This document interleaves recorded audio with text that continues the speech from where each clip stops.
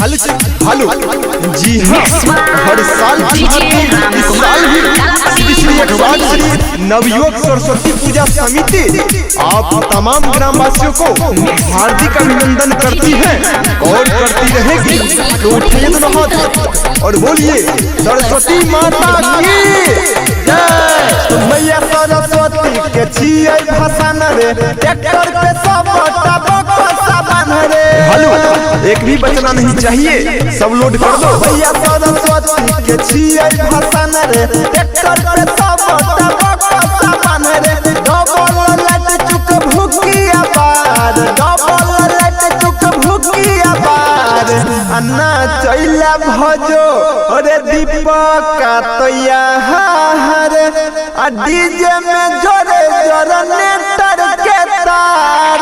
अन्ना चैला भजो रे रबना तो यार रे अमितवा तो यार, डीजे में जोरे जनरेटर के तार। ना चैला भजो चंदनवा तो यार रे सोनुआ तो यार, डीजे में जोरे जनरेटर के तार। अरे रे रे रे, उस छोरी को लाइन मारता है, अभी मौका है, सुधर जाओ नहीं तो कमिटी के तरफ से बहुत मार पड़ेगी। और हाँ, ट्रैक्टर वाले भैया ट्रैक्टर धीरे धीरे जाने दीजिए, आगे जाम है।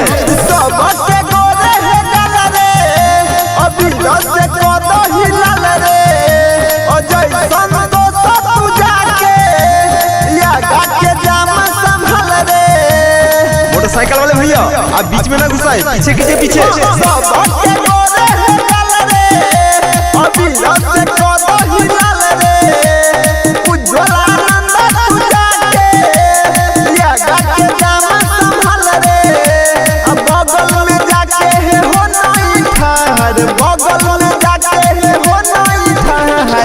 अन्ना चैला भजो रोहित बातैया हर, डीजे में जोरे जनरेटर के तार।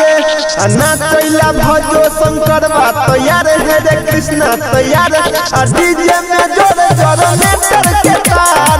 ना चैला भजो हो सूर्या तैयार, शंभुआ तैयार, डीजे में जोरे जनरेटर के तार।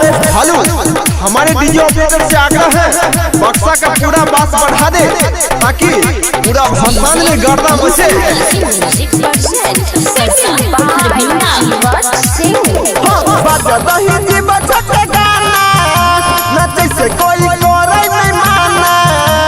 डीजे बंद होय के नहीं चाहिए, होये चाहे पुलिस थाना। और हाँ, पूरा भसान में जीवत सिंह का गाना बजना चाहिए। से कोई नहीं माना, डीजे बम होय के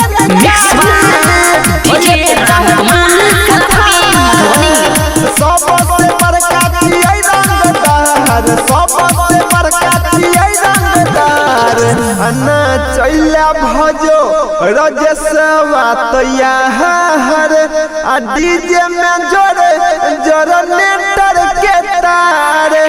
अन्ना चैला भजो मुकेशवा तैयार, कमलेशवा तैयार, डीजे में जोरे जनरेटर के तार। ना चैला भजो के राजा तैयार, हेरे गौड़ा तैयार, डीजे में जोरे जनरेटर के तार। ना चैला भजो परवीनमा तैयार, रे सुलिंद्रा तैयार, डीजे में जोरे जनरेटर के तार। ना चैला भजो घनश्याम तैयार, रे कपिलवा तैयार,